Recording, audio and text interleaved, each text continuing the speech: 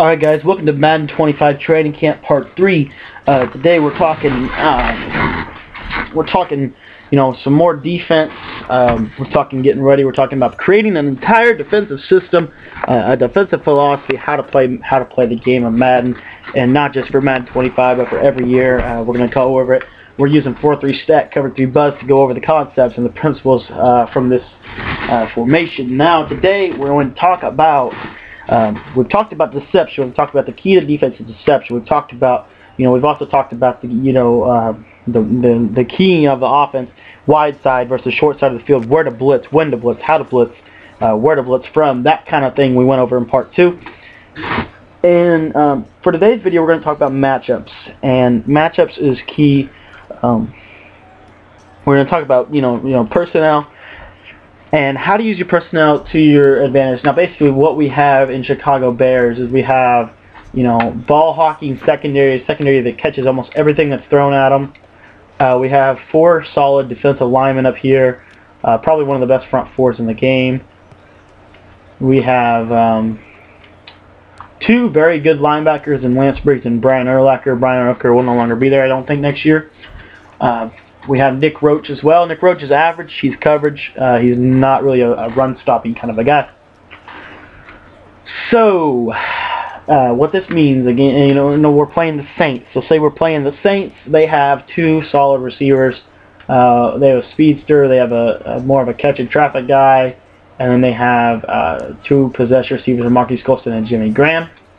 Their running game is solid, but not kind of the key to their offense. So, in order to take advantage of what we can do is we're going to run a lot of zone coverage against a team like this.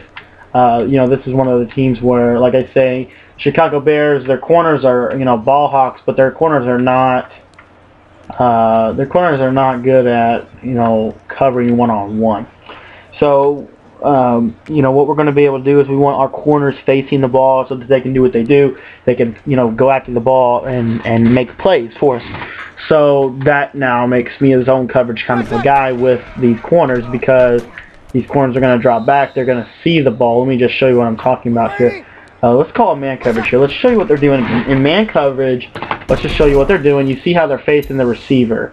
They're facing the receiver when they drop back. Now here, just a standard zone coverage.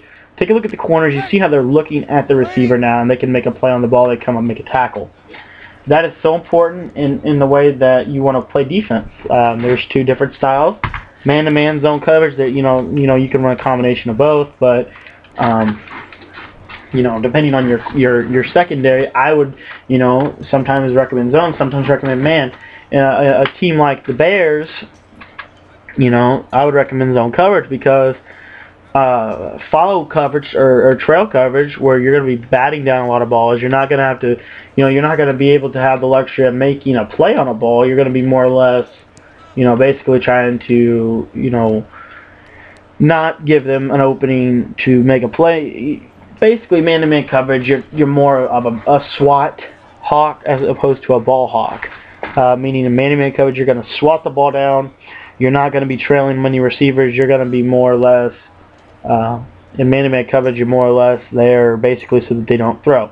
Zone coverage, you're more of a deception-based defense, in which you're going to be able to make some interceptions, but you also got to give up some stuff in that you're not going to be able to cover them as tightly, but you hope to trap them with your coverage. It is essentially what I'm saying here. So, know your matchups, check your coverage ratings, check your for the New York Jets, you may be a man coverage team. For the Dallas Cowboys, it's probably more of a man coverage team. But for the New Orleans Saints, who don't have a great secondary, zone is probably more of the way to go. So you want to know that, and that is essential to setting up your defense. What you're going to run, what you're going to put in your audibles, how you're going to run your audibles. That sort of thing is key in setting up your defense. So hopefully you guys enjoyed this video. This is the matchups portion of it. This has been Part 3, a little shorter video. I'm trying to do these videos. I could do them all at once, but I'm trying to, shorten the length of them, keep your attention, put more videos out.